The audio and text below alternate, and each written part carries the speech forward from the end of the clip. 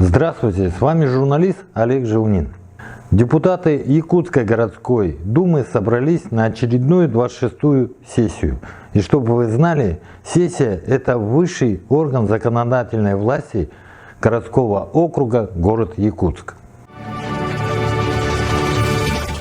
Состоялось заседание 26-й очередной сессии Якутской городской думы. Депутаты рассмотрели 30 вопросов повестки.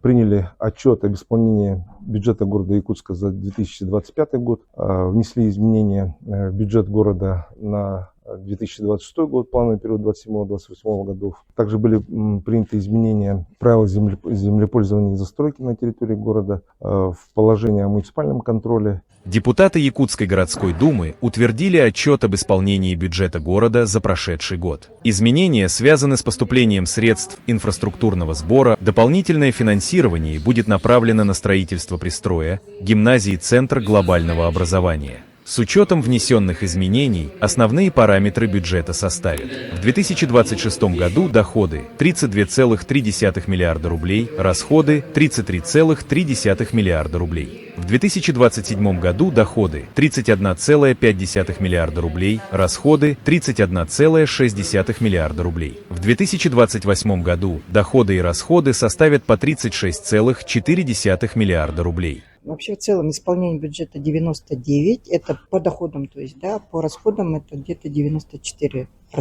Да, есть, значит, программы, которые не исполнены в полном объеме, да, на это нужно обратить внимание. Ну а контроль со стороны окружной администрации, конечно, должен быть по каждой муниципальной программе, по каждому мероприятию муниципальной программы, чтобы средства шли целевым образом на те мероприятия, которые были запланированы конкретно в бюджете, ну, скажем, текущего года.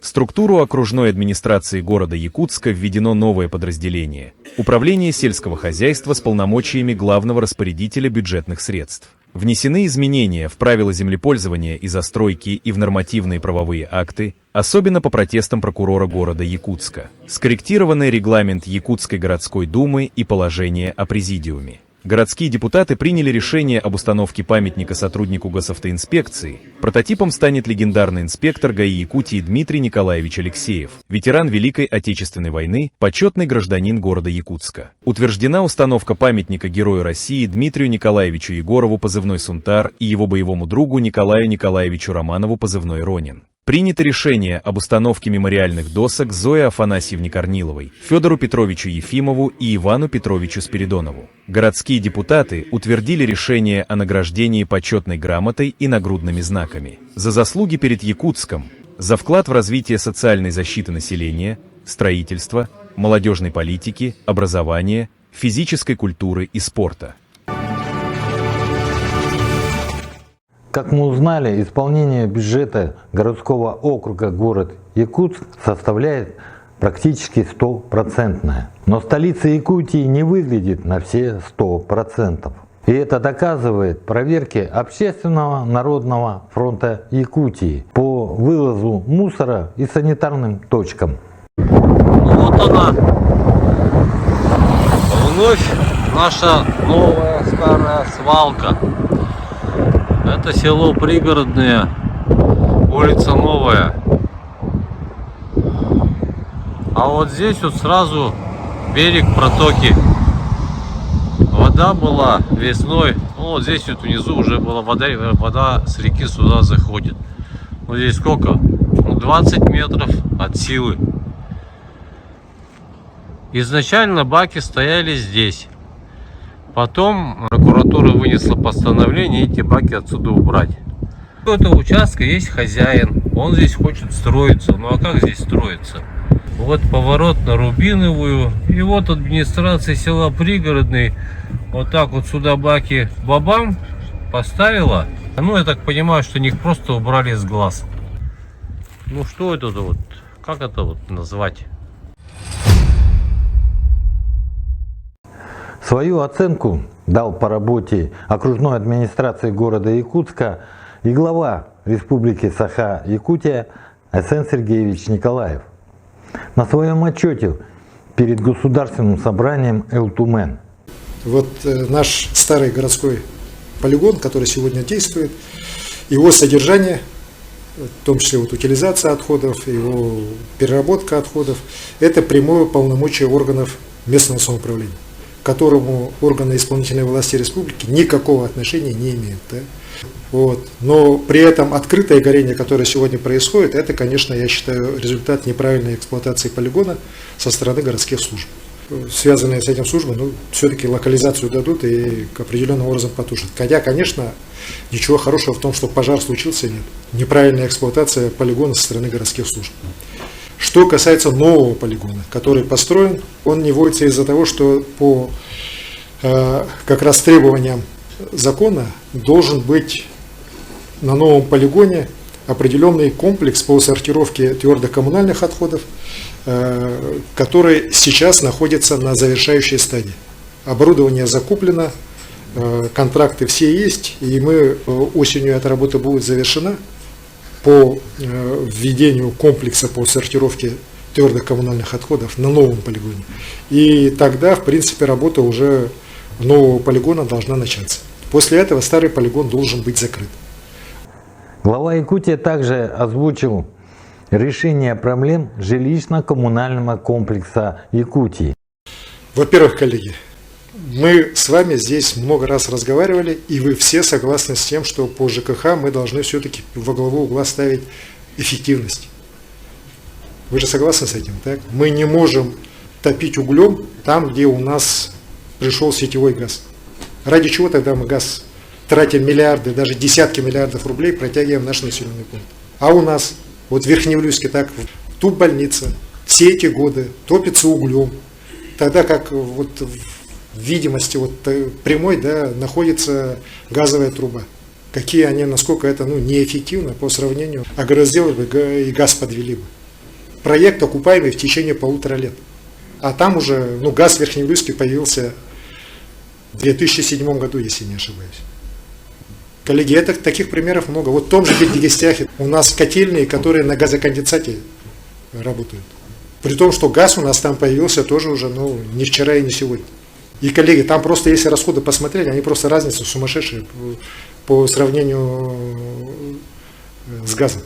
И вот мы здесь видим и сопротивление муниципальных образований некоторых, которые как раз мотивируют сохранением рабочих мест, несмотря на эту крайнюю неэффективность. И самой системы ЖКХ, которой многие годы люди там занимаются перевозкой угля или перевозкой газоконденсата, и понятно, кто там таскает и так далее, да, там много вопросов возникает. Вот. Сейчас работа идет для того, чтобы, во-первых, бюджетные учреждения все подготовились к началу отопительного сезона, и чтобы они работали.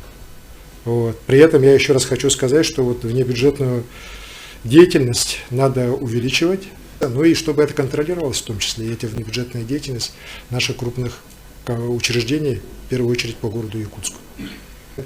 Вообще, я считаю, что если мы все-таки проведем работу по повышению энергоэффективности, в первую очередь, по снижению затрат, то рост тарифов мы реально сможем остановить.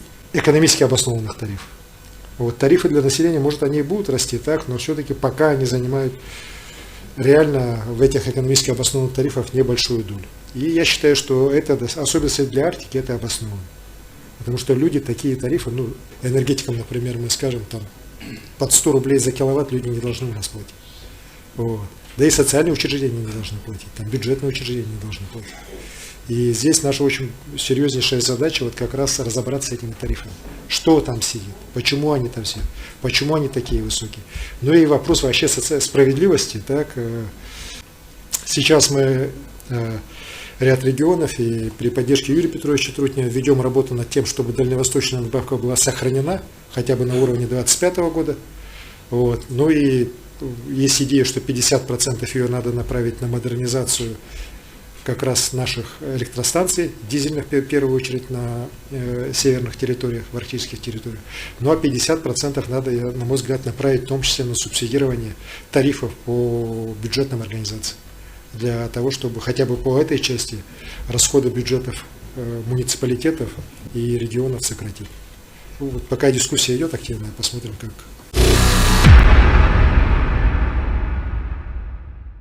Лето – это не только долгожданный сезон тепла, это и праздники. Я поздравляю с 90-летием Госавтоинспекцию Республики Саха-Якутия. В историческом парке состоялась презентация книги, посвященная этому событию. Сегодня, в преддверии нашего великого праздника, юбилейной даты 90-летия образования Госавтоинспекции Российской Федерации и Госавтоинспекции Республики Саха-Якутия, мы с большим удовольствием презентуем нашу книгу «90 лет обеспечения безопасности». Ну и, конечно же, отдельные слова благодарности это нашим ветеранам, которые в своих воспоминаниях воссоздавали каждое событие, каждое десятилетие, прожитое в службе, в служении Госавтоинспекции Министерства внутренних дел Республики.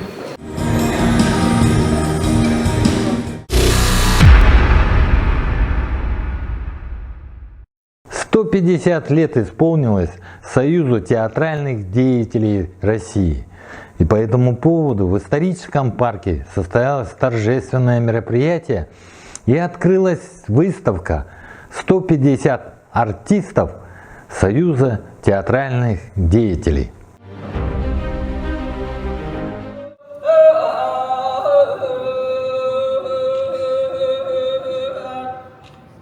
Работайте, братцы! Вот такая фраза такая. С 50-летием от всех нас, от всей России, от Союза театральных деятелей Республики Саха-Якутия, от меня лично.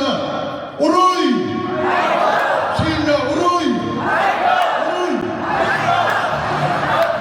Я благодарю коллектив нашего музейного комплекса «Россия. Моя история», который специально к этому юбилею подготовил отдельную экспозицию развития театрального искусства нашей республики, где рассказывается путь развития наших театров, театрального искусства в нашей республике, показать роль, лепту наших артистов, актеров, режиссеров, вообще вот, театрального искусства Якутии в развитии театра в Российской Федерации.